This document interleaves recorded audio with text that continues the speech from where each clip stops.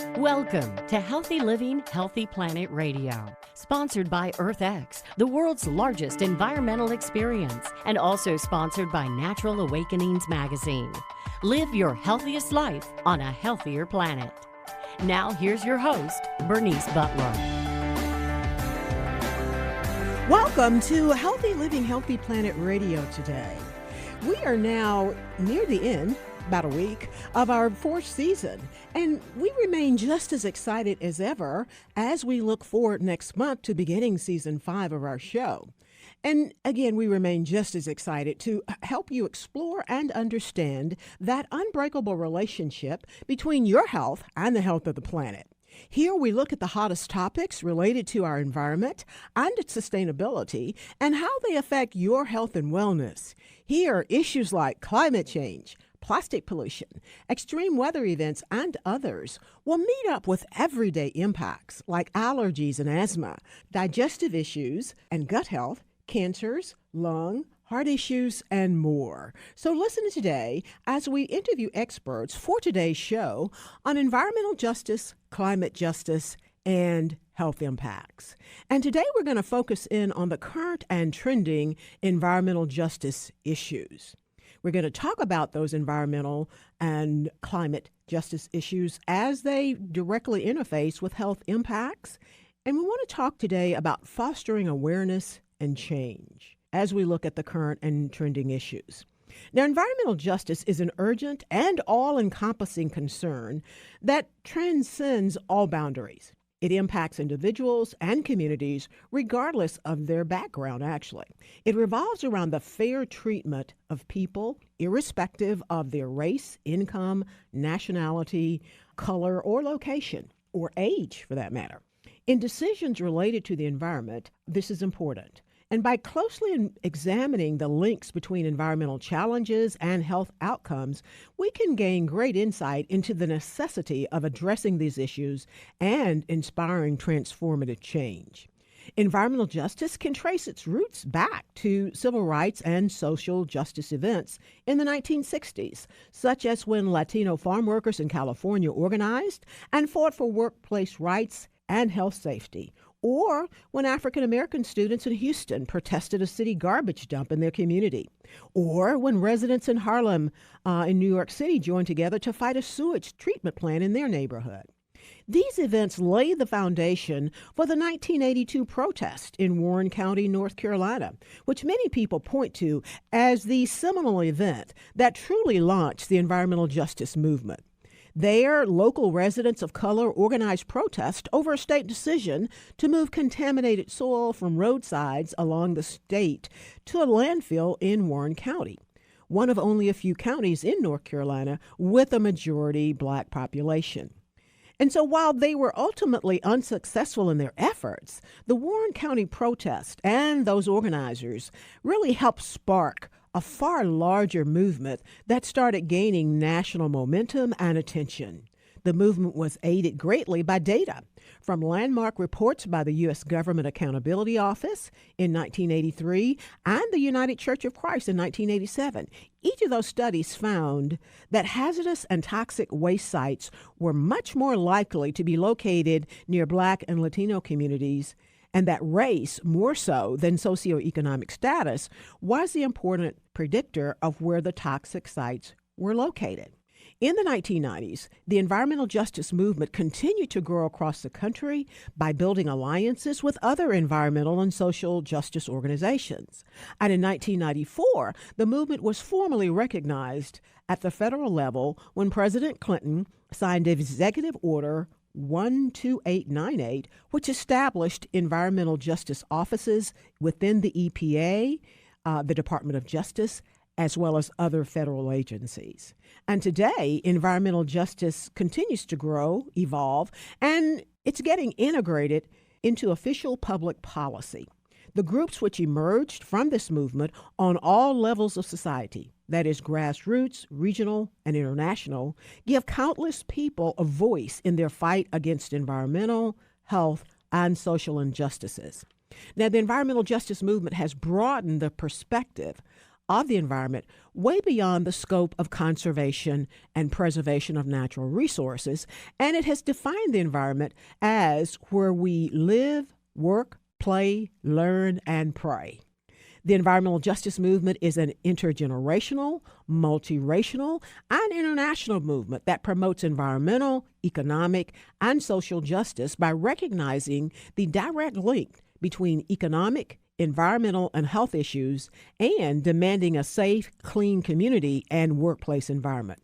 The term environmental justice, again, was coined in the early 1990s by a group of activists, academics, lawyers, and community members who were concerned about how race and class impacted people's exposure to toxic pollution.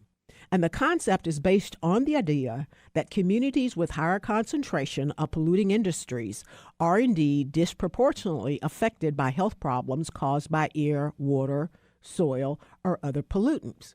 But the reality of today, which I think just about most of us have become to realize and certainly accept, is that all of these issues don't stop at the census tract or the city or the county line. Increasingly, we like to say it's coming for all of us. This is borne out and finally entered the consciousness of most people as over the years, usually in the summer, we hear about the Saharan red dust, and we can see it in many places. And so we all have to think that if that red dust can float all the way from the Sahara in Africa over here to the U.S., right to our own zip codes, then so can many other, or should I say all other, pollutants. Now, one of the most foremost issues in environmental justice today revolves around the equitable distribution of resources and opportunities. Throughout history, marginalized communities, including low-income families and people of color, have borne the brunt of environmental hazards while having limited access to the benefits of a clean environment. Ongoing efforts aim to rectify this disparity, ensuring that these communities receive their fair share of resources and opportunities. And then there's climate change with its disproportionate impact. Climate change stands as a major environmental justice issue today. It exacerbates pre-existing social and economic inequalities, disproportionately affecting marginalized communities, as well as youth and children. Rising temperatures, extreme weather events, and shifting precipitation patterns pose significant health risks, particularly for vulnerable groups such as, again, children, the elderly, and individuals with pre-existing health conditions. And those three groups can be all across the spectrum, not necessarily limited to low-income and minority individuals. And then there's the inseparable link between health and environmental justice. This is an inextricable link between these two factors, and it is indeed undeniable. Exposure to environmental hazards such as air pollution, tainted water sources, toxic chemicals can have severe and lasting health consequences. And these risks are often heightened in disadvantaged communities due to factors such as their proximity to industrial facilities or their lack of access to healthcare services. So addressing environmental justice concerns, therefore, is not merely about justice, but it is indeed an essential step toward improving public health outcomes and reducing health disparities. And again, it affects us all. Now, this is a lot.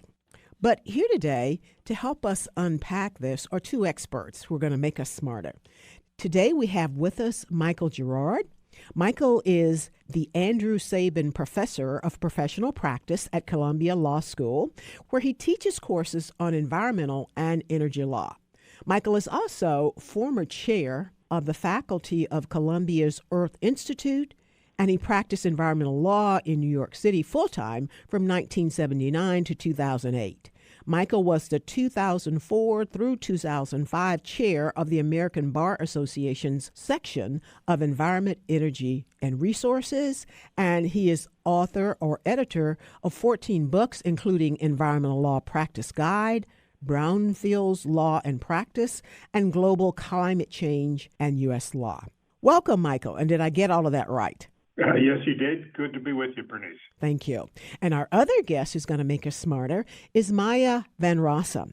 Maya is an activist, an attorney, a strategist, and community organizer, and she is the founder of Green Amendments for the Generations. And this is a grassroots nonprofit organization inspiring a nationwide movement to secure constitutional recognition and protection of environmental rights in every state and ultimately at the federal level. Maya is also the Delaware Riverkeeper, leading the watershed-based advocacy organization, the Delaware Riverkeeper Network, for over 30 years in its effort to protect the health of the Delaware River. Maya is also author of The Green Amendment, The People's Fight for a Clean, Safe, and Healthy Environment. And since launching Green Amendments for the Generations, constitutional amendments have been proposed in 15 states. Welcome, Maya. And did I get all of that right? You did get all of that right. Thank you so much. Just one addition, in addition to the 15 states where Green Amendments are proposed, just about 2 years ago, we secured passage of a Green Amendment in the state of New York, which adds to Pennsylvania and Montana, which are the other two states that have a Green Amendment already. Indeed. Thank you. You all do amazing work. And again, thank you all for being with us today. We are going to go to break now, and right on the other side of that, we'll be back with these two experts to make us smarter. Thank you all. We want to give a shout out now to our sponsors. That is Natural Awakenings, Dallas-Fort Worth Metroplex Magazine, the Green, Healthy, and Sustainable Living Authority for the DFW Metroplex and North Texas communities. Print issues of Natural Awakenings can be found in all H-E-B markets, all natural grocers, all central markets, sunflower shops, and many, many other locations, as well as available free for download online at nadallas.com. Check them out. Our other sponsor is Lynn Dental Care. Practicing dentistry for over 38 years with a holistic approach, non-mercury, looking at the whole body. Specializing in periodontics, Dr. Lynn is board certified by the International Academy of Oral Medicine and Toxicology. Check them out at lynndentalcare.com. And our other sponsor is the Weston A. Price Foundation. Based on the research of nutrition pioneer Dr. Weston Price, whose studies establish the parameters of human health and determine the optimum characteristics of human diet.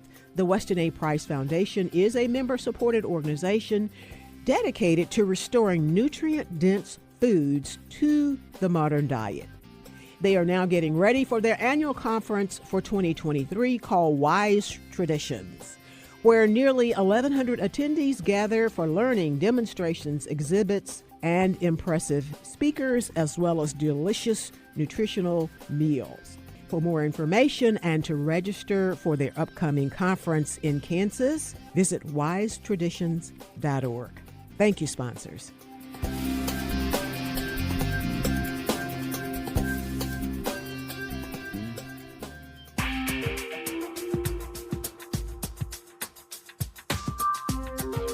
Welcome back to Healthy Living, Healthy Planet Radio today.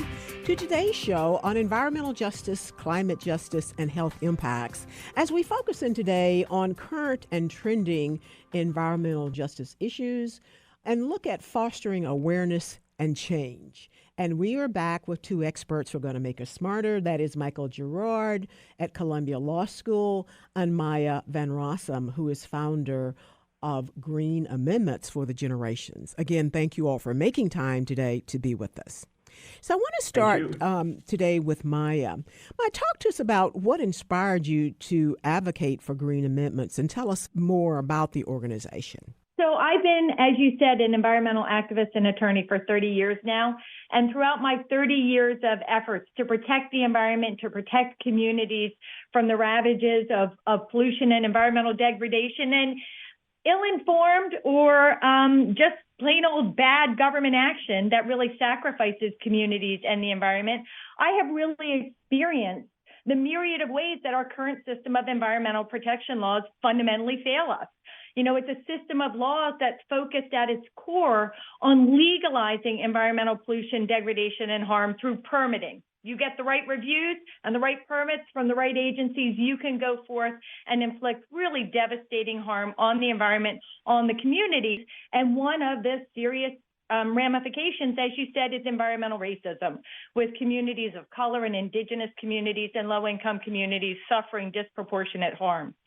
On my journey of doing this work, amongst the issues that I've had to take on is the fossil fuel industry and the advancement of fracking for gas from shale, and worked on that effort for a number of years. In the Commonwealth of Pennsylvania, where there was a very pro-fossil fuel legislature, or was a very pro-fossil fuel legislature in place around 2012, there was a law that was passed that really would have exponentially advanced that industry and all of its devastating consequences by giving them a free pass on a lot of mandates and laws that apply to every other industry, and very literally requiring communities to allow industrial fracking operations right in the heart of their residential communities, near homes and hospitals and playgrounds and schools. And as I, in my role as the Delaware Riverkeeper, was trying to figure out how to challenge this law, I and my legal team recognized that actually in the Pennsylvania Constitution, there was a long ignored constitutional right to pure water, clean air, and a healthy environment. And so we decided we were going to challenge that law based on this long ignored constitutional entitlement. And long story short, we were victorious. And we were able to defeat this devastating law because the people of Pennsylvania had in the Bill of Rights section of their state constitution a right to a clean, safe, and healthy environment. In the wake of that victory, I identified what was so powerful about Pennsylvania's amendment. I looked at every state constitution across the nation and found that there was only one other state at that time, Montana, that had a constitutional entitlement of this kind. And I decided that we needed to change that. We needed people to have the same most powerful constitutional protection for their environmental rights that they have for other fundamental rights, like free speech and freedom of religion, for example. And so I continue in my role as the Delaware Riverkeeper, fighting to protect the beautiful Delaware River. But I have added to my work working with communities across the nation to try to inspire them to want to pass constitutional green amendments, as I call them, and then helping them and supporting them with experience and expertise to actually successfully undertake that effort. And as I said in the introduction, wonderfully, just a little bit less than 2 years ago, we secured a green amendment in the state of New York and are already seeing the benefits of that kind of constitutional protection for New Yorkers. And so I want to go to a New Yorker. Michael, in terms of the work that you do over at Columbia, or the work you've done looks like most of your life as it relates to in environmental law, I want to kind of talk about something that Maya mentioned, and that is, in many cases, the laws have been used to bring about the environmental justice. You know, you check off the boxes, you cross the T's and dot the I's per what the law says, and you can build stuff like anywhere you want it, irrespective of its impact on people. In your work, how do you deal with that from the legal standpoint? Because again, you got the laws, people are following the laws, and to be able to do a lot of the environmental degradation, how does the law deal with that in terms of protections? So there are no federal statutes explicitly on environmental justice. And in fact, Congress hasn't passed a major new environmental law since 1990. We've had more than 30 years of paralysis. We added the Inflation Reduction Act a couple of years ago, but that was mostly about throwing money at clean energy, which is a good thing. It's not really an environmental law. Congress has been completely paralyzed by the partisan divisions. And so the environmental justice movement really arose in full force after the last of the environmental laws was enacted. We have executive orders, as you indicated, from President Clinton and President Obama and President Biden. We have some rules, not really regulations, but requirements to consider environmental justice. But we have to squeeze the environmental justice issues into the existing body of law. So we have the Clean Air Act and the Clean Water Act and other federal environmental laws that we can use, but they're not really aimed at the federal level to environmental justice. We're seeing the emergence of some state laws. New York State earlier this year passed an important environmental justice statute. The prior year, New Jersey did one. But at the federal level, we're relying on the administration to act, and depending on who's in power, they may or may not want to do that. From your perspective, and I guess maybe your lawyer groups or your conversations, what are considered perhaps legally, some of the most pressing environmental issues right now? I would put air pollution number one. Air pollution is the environmental harm that harms the most people today. And there's no question that low-income and minority communities are disproportionately exposed to air pollution, partly because of the patterns of where factories were located, where highways were located. An awful lot of the air pollution comes from trucks and cars. And so air pollution still kills a lot of people in the United States, and they are disproportionately lower income people. So I'd make that number one. But I think from everything we've seen, the research I've heard about, and people who come on the show and talk too, that since COVID, though, there's been I don't know if I want to say a new realization, but an enhanced or increased realization, though, of the interconnectedness. And to the point that, like COVID, while the usual vulnerable populations are overburdened, increasingly we know, see, feel, and realize that it's affecting everybody as our world becomes more interconnected.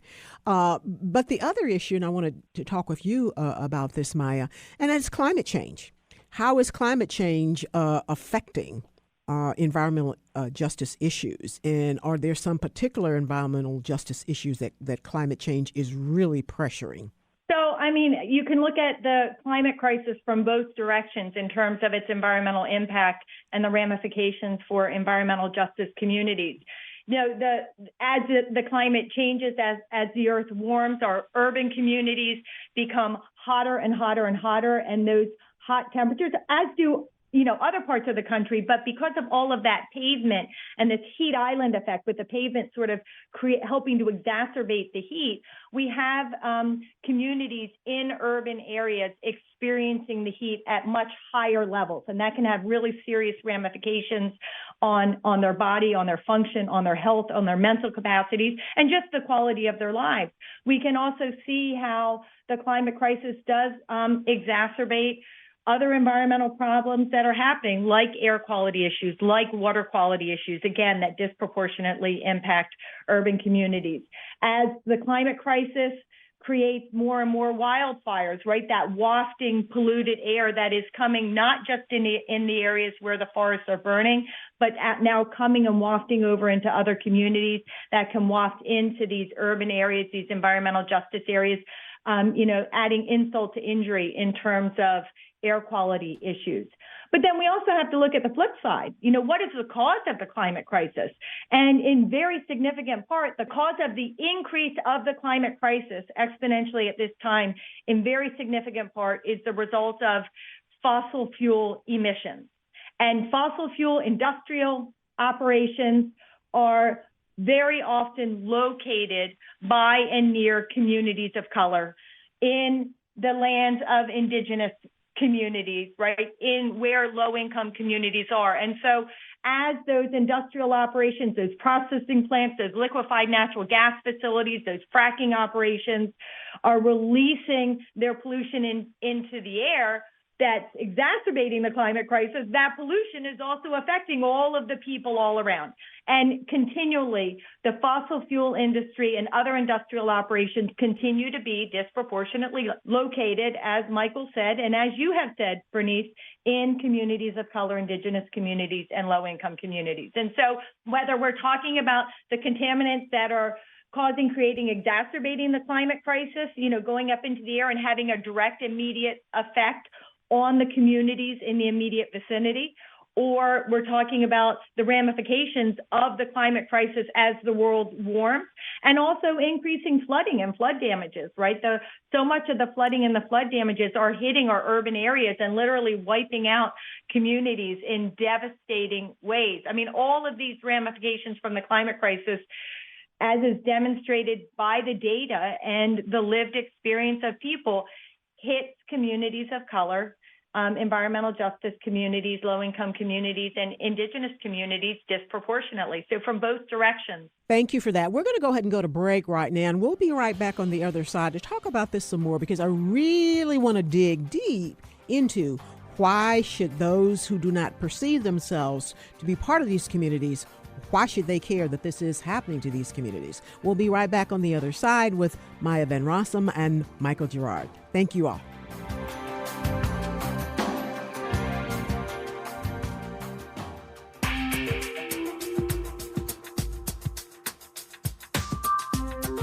Welcome back to Healthy Living, Healthy Planet Radio today. To today's show on environmental justice, climate justice, and health impacts, as we dig in today on looking at current and trending issues related to environmental justice. And we have two guests who are making us smarter. We have with us Michael Gerrad, who is a professor at Columbia Law School in New York, and Maya Van Rossum, who is founder of Green Amendments for the Generations, and they are making us smarter. So thank you all for being with us. Now, I want to go back to connect our conversation we were having before the break when we really were looking at what we considered perhaps the most pressing environmental justice issues. And one of the things that I really like to dig in on each and every one of our shows, which, as you know, the show deals with 12 different environmental issues during the year. And one of the things that's important to us is to really unpack why should those who do not perceive themselves to be part of these overburdened communities, why should they care that indeed these overburdened environmental issues are happening to these communities? And I want to go beyond the moral imperative because that just doesn't seem to be working very well. So I want to start with you on that, Maya, and then we'll hear from Michael.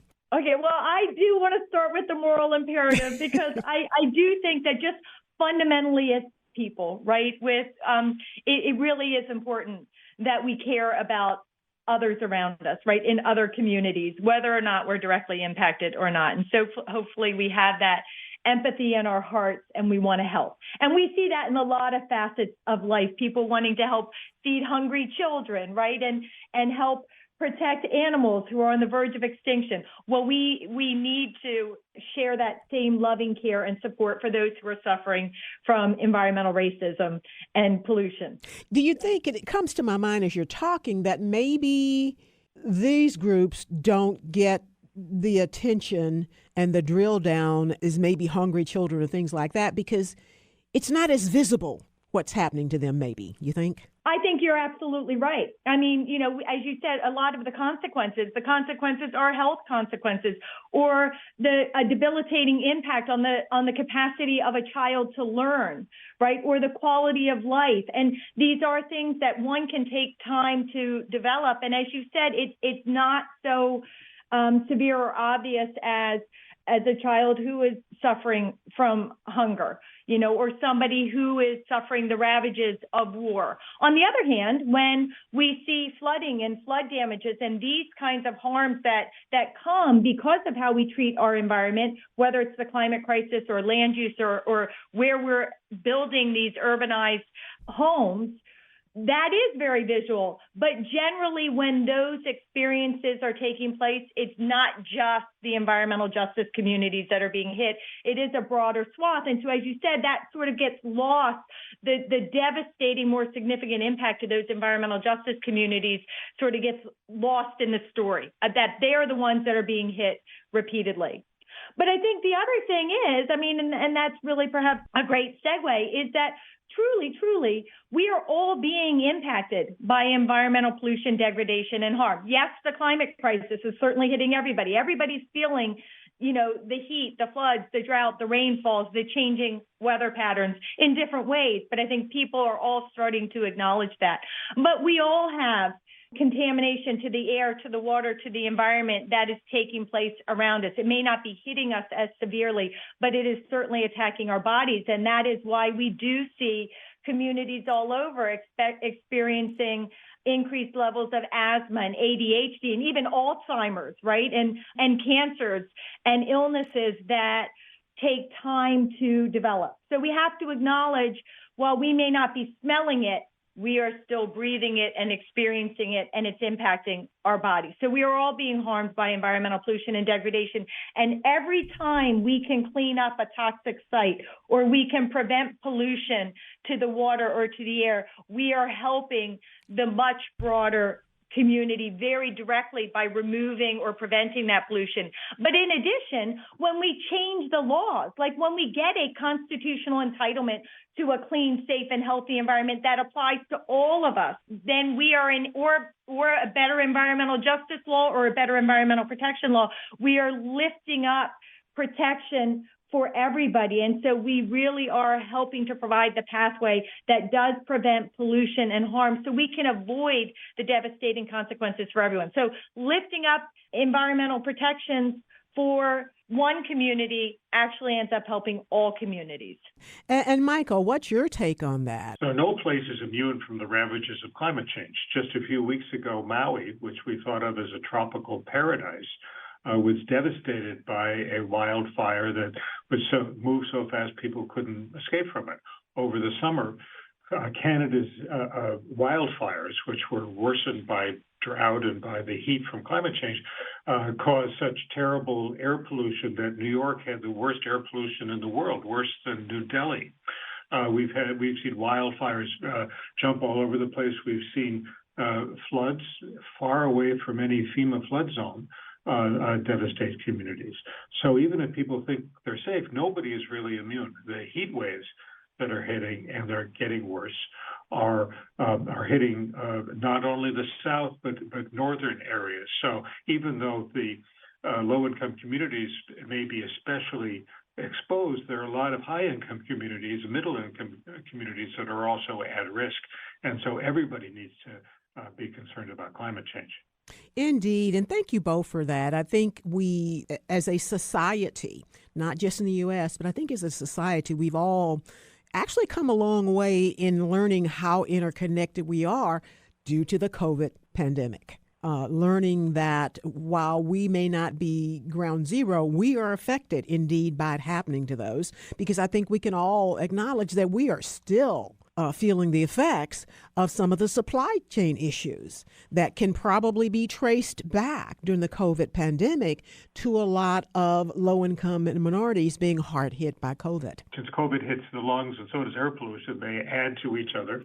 And low-income people who have to work outdoors or in supermarkets or so forth are exposed, but everybody is really vulnerable. Maya, you want to weigh in on that? Yeah. So, and the other lesson we learned from COVID, and some people do really call it, I guess, a silver lining, although a silver lining that came at great cost. Yes. We must acknowledge that. But that people did rediscover nature and how beneficial it is to all of our lives, how it doesn't just enhance the quality of our health, right? It enhances our peace of mind. It actually helps. Getting access to nature helps improve the capacity of children to learn, whether they're in an urban community or a suburban community, right? That time in nature, it helps children actually develop sort of confidence in their own bodies and how they work and the ability to balance and run around. I mean, every aspect of our lives, families can reconnect around the joy of nature. So I think one of the things that did happen with COVID, when people were unable to go out into the rest of society, they were able to go out and enjoy the forest or the wetland or the stream or just the little tree and the little garden in their neighborhood, and remember how important staying connected with nature is to enhancing all aspects of our lives. I want to go to Michael now, though. And Michael, could you explain the concept of intergenerational equity in the context of environmental law and how it relates to ensuring a safe and sustainable environment for future generations or for all of us? So if today's generation doesn't clean up and continues to use fossil fuels without limitation and so forth, these greenhouse gases that are emitted stay there for a century or more. And so today's pollution is worsens tomorrow's climate change. And so little kids today are going to be exposed throughout their lifetime to serious climate problems. If we pollute our groundwater supplies, often those groundwater supplies can't be cleaned up. If we destroy wilderness, the wilderness is gone forever. So our future generations can't enjoy it. I have two little grandchildren who are 3 and 5, and they should still be around in 2100. I really worry a lot about what kind of world are they going to grow up into, or is today's generation, our generation, doing so much pollution and so much environmental degradation that when these little kids are grown-ups, the air is going to be unhealthy, the heat waves are going to be unendurable, cities will be flooded. There are these horrible problems. So today's generation has, I think, a tremendous obligation to try to clean up so the generations that follow, our kids and our grandkids and beyond, are going to have a healthful, livable environment. We're going to go ahead and go to break now, and we'll be right back on the other side as these two experts make us smarter. We will be back on the other side with Michael Gerrad at Columbia Law School and with Maya Van Rossum with Green Amendments for the Generations. Thank you all.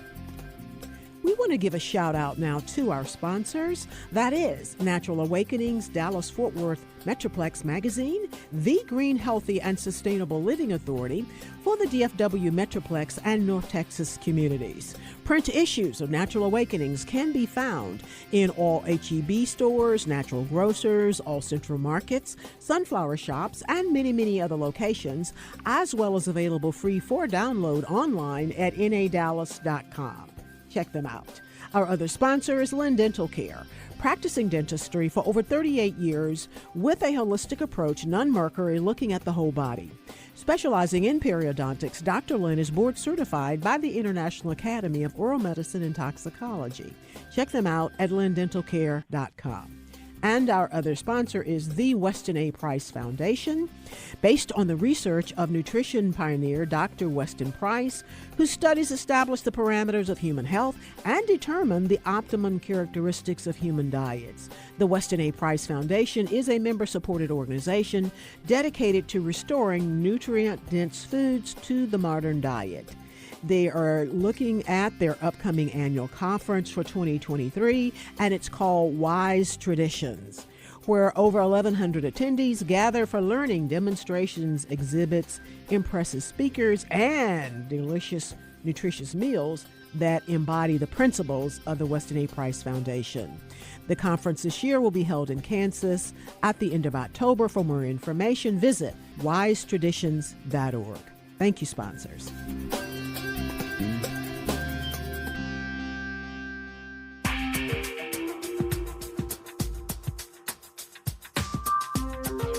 Welcome back to Healthy Living, Healthy Planet Radio today. To today's show on environmental justice, climate justice, and health impacts, as we focus in today with our experts on current and trending environmental justice issues. And I want to talk now about what we in the environmental field are all jazzed about right now, and that is the recent court win of the youth in the Montana case.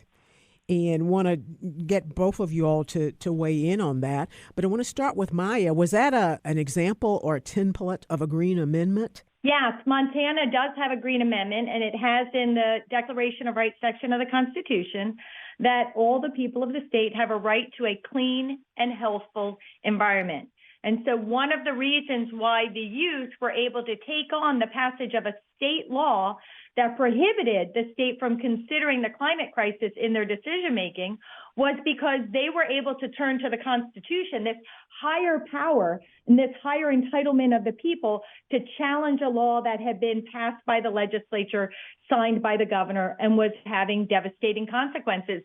Just as so many years ago, we were able to challenge successfully that pro-fossil fuel legislation in Pennsylvania because we had the higher power of the Constitution in the form of a Green Amendment. So had the Green Amendment not been there, they really wouldn't have been able to get very far with this case? Well, what we have seen is there have been similar actions that have been filed in other states where there's constitutional language of one form or another, but it doesn't meet the essential criteria of a Green Amendment.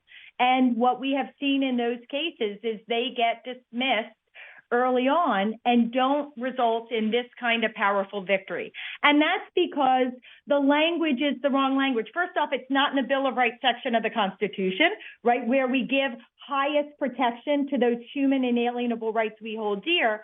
But at the same time, the language, the plain language of the Constitution clearly gives the power to the state legislature to decide what will be protected environmentally. It isn't a right of the people to a clean, safe, and healthy environment. So it might say people have a right to clean water and clean air and a healthy environment as defined by the passage of law by the state legislature. And so actually there you've not created an enforceable right of the people that they can grab onto to challenge bad government action, but you have very literally handed the power back to the legislature to decide to what degree, when, how, if the environment or these so-called environmental rights are protected. So we end up on a different playing field, and we've not been, those cases have not been successful. The one exception where we don't have Green Amendment language, we do have a similar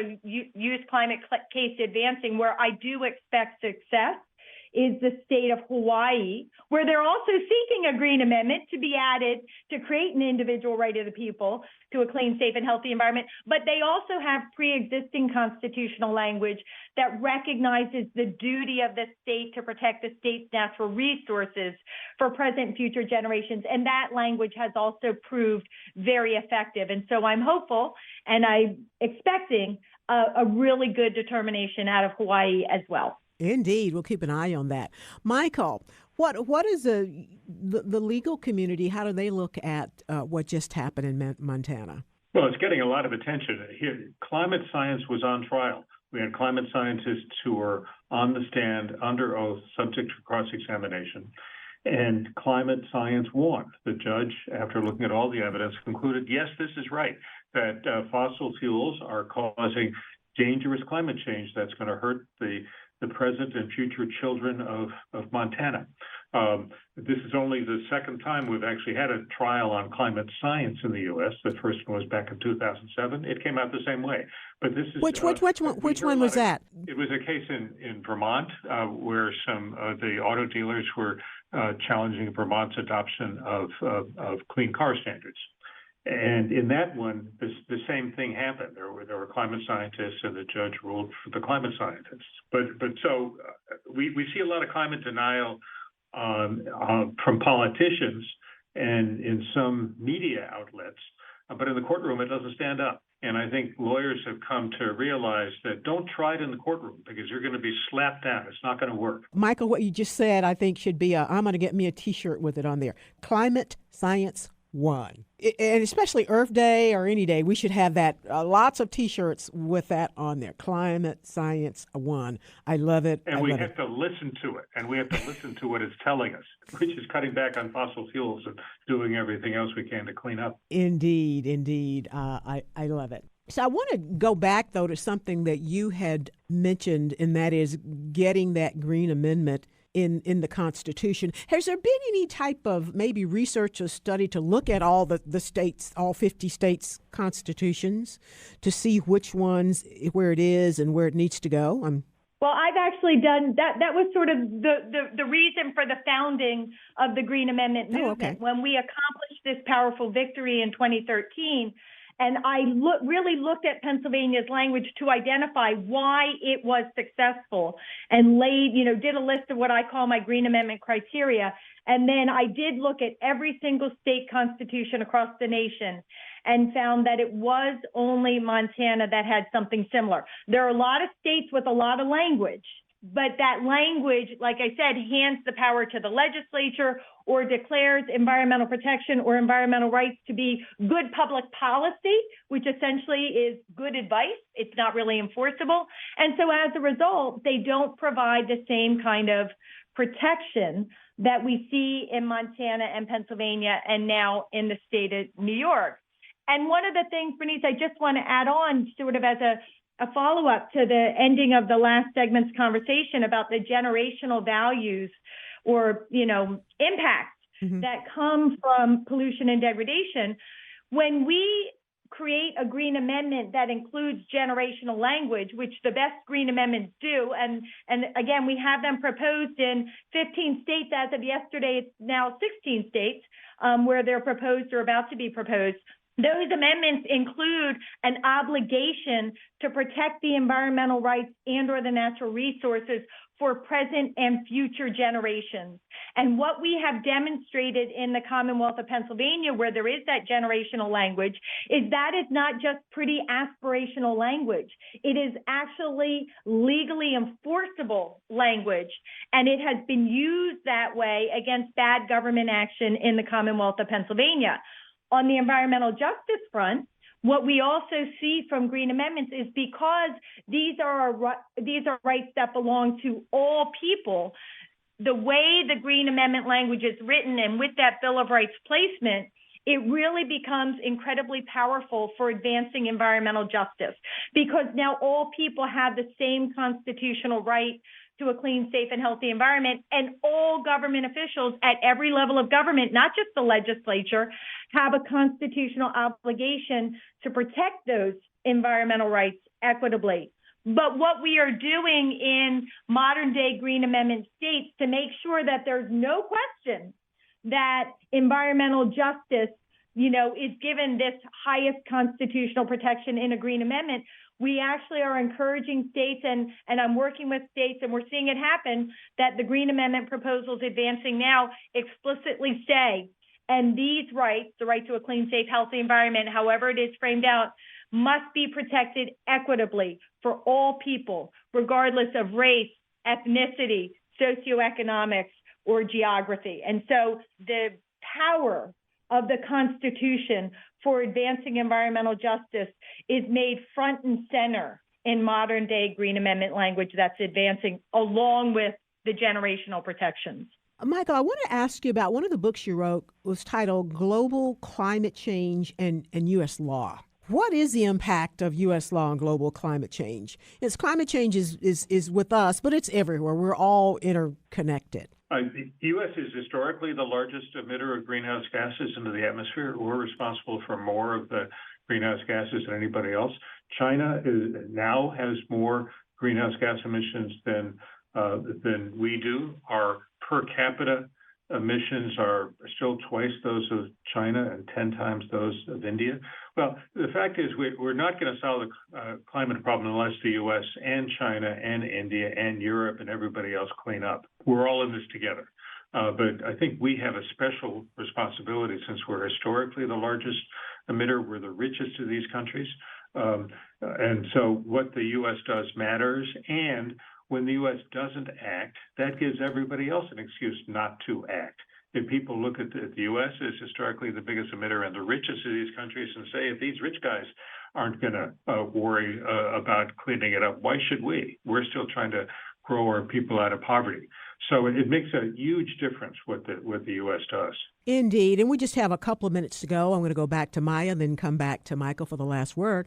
And that is what can ordinary people do in their everyday lives to help drive solutions? So you can anticipate the part of the answer to the question for me is really getting involved in the Green Amendment movement in their state, because the truth is getting a constitutional entitlement of the people has to come from the people, both calling for it, urging the passage of legislation that will result in a constitutional amendment, or signing petitions if you're in a state where you can have ballot initiative. And in the final analysis, the amendment's going to go before the people for a vote. So that's incredibly important. It is also important. I mean, yes, we can do things in our daily lives, right? We can not use plastic bags and not use throwaway cups and not use throwaway paper plates and napkins. These are life decisions that we can all make. If you have access to the ability to get an electric car or solar panels, hopefully government is creating a program in your community to support that for everybody. Take advantage of it. But I think to get the big, broad-scale change and protections we need for all communities, people do have to get involved in government action within their local communities and within their state. Green Amendment, perhaps at the state level, but every single day, municipalities and cities and local governments are making decisions that are either making things better or making things worse, or taking no action at all to help people. So we need people to get involved in local government action as well, with their voices, with their minds. Michael, last word. What can ordinary people do in their everyday lives to help drive solutions? Vote and get everybody else to vote and help people vote. The single most important factor in climate change law is who's in power in Congress and the White House and state legislatures, the city councils. And if people just sit behind, you're not going to have the people you want. Do not vote for politicians who deny climate change.